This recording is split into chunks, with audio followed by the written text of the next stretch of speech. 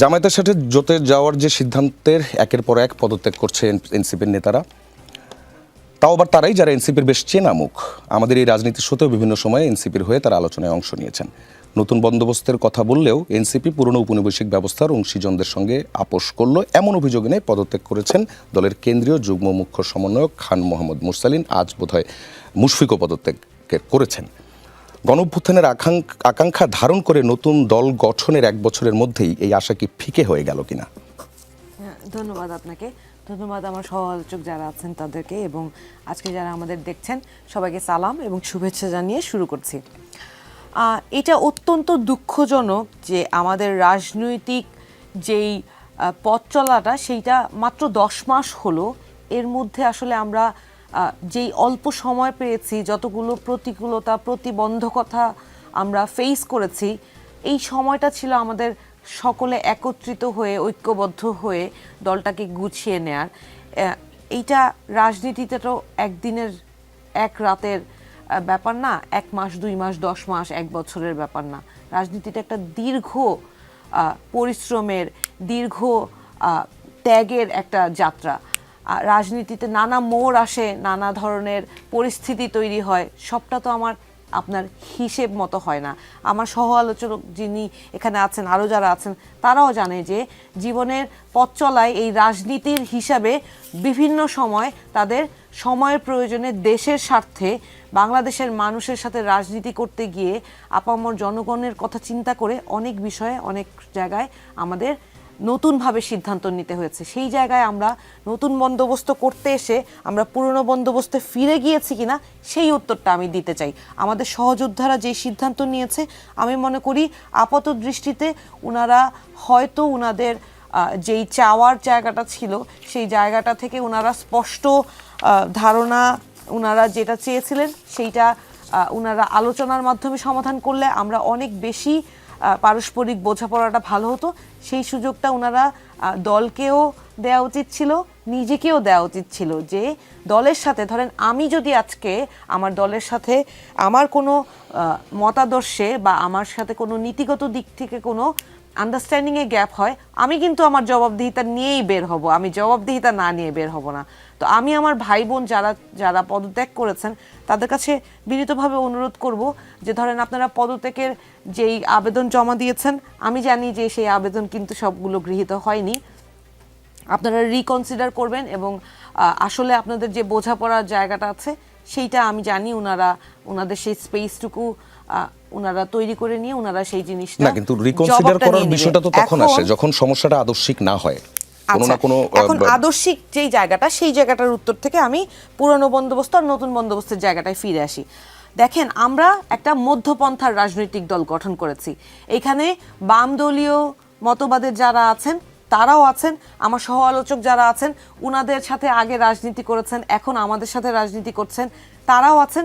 আবার ধরেন একদম ইসলামপন্থী রাজনীতি করেছে, তারাও আছেন।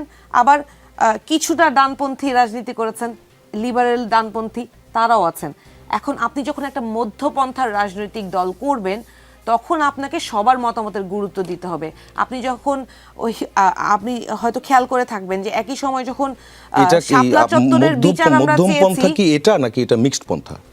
মধ্যম পন্থা হচ্ছে আপনি সবার মতামতকে গুরুত্ব দিয়ে একটা মধ্যপন্থা অবলম্বন করবেন। কাউকে আপনি কারো মতামতকে কিন্তু আপনার অগ্রাহ্য করার সুযোগ নেই, আবার কাউকে কারো সিদ্ধান্তের উপর ওভারল্যাপ করানোরও সুযোগ নেই। আপনি কারো উপর কোনো কিছু চাপিয়ে দিবেন না। আমরা একটা গণতান্ত্রিক প্রক্রিয়ায় সিদ্ধান্তগুলো নেওয়ার চেষ্টা করি।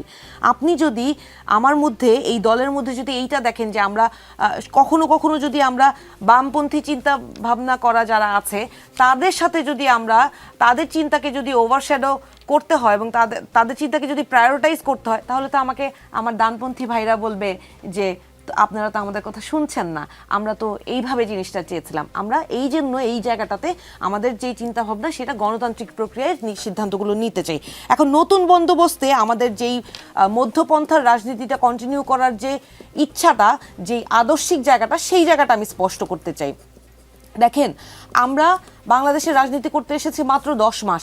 আমাদেরকে এই পর্যন্ত, এই যে ধরেন এই মুহূর্তে যেই নির্বাচন কেন্দ্রিক আসন সমঝোতা হলো, সেইটার জন্য আমরা যতজন আমাদেরকে সমালোচনা করছেন তারা কেউই কিন্তু আদতে শুরু থেকে আমাদেরকে সেই সহযোগিতার হাতটা বাড়িয়ে দেননি। প্রতি মুহূর্তে সেকেন্ডে সেকেন্ডে আমাদেরকে নানান রকম খোঁটা দিয়ে, আমাদেরকে বাধাগ্রস্ত করে, ভয় দেখিয়ে, বকাঝকা করে নানাভাবে আমাদেরকে প্রতিহত করার চেষ্টা করেছে।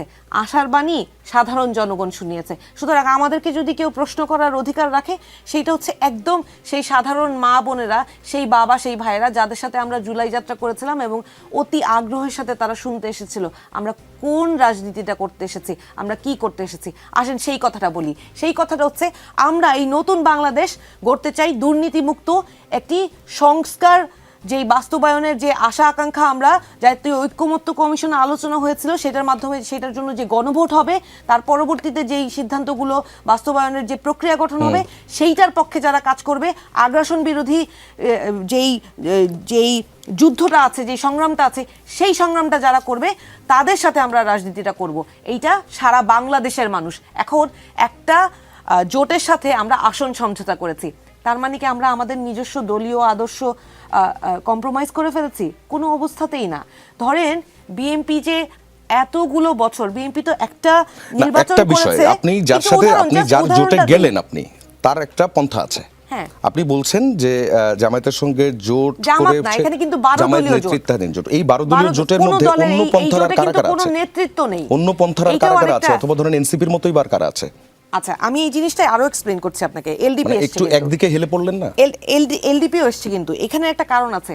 ধরেন আমাদের তো আলোচনা দুই পক্ষের সাথেই হচ্ছিল, দুইটা জোটই আমাদেরকে অ্যাপ্রোচ করছিল। তারপরে আমরা যখন যেখানে দেখলাম যে ন্যায্যতার যে প্রশ্ন এবং দুর্নীতি বিরোধী অবস্থানে যারা কঠোর, যারা সংস্কারের পক্ষে কথা বলবে, আমাদেরকে তাদের সাথে থাকতে হবে। এখন আপনি যদি বলেন হেলে পড়লেন, আপনি একটা শক্তিকে আপনি যদি এককভাবে এম্পাওয়ার করতে থাকেন, তাহলে তো আর অন্য কোনো মতবাদের জায়গা থাকে না। আর আপনি এদেরকে এককভাবে ইসলামিক বলে ট্যাগ করাটাও তো মানে ঠিক না। ধরেন যে বলছে জামাত নেতৃত্বাধীন জোট, এইটার কারণটা কি? এখানে তো 12টা দল আছে, প্রত্যেকটা দলের আলাদা মতবাদ আছে। যখন 4 দলীয় জোট নির্বাচন করে, তারপর তো 2008-এর নির্বাচনের পরে বিএনপি আর জামাতের তো একসাথে ঘর করার কথা ছিল না, বলেন তো?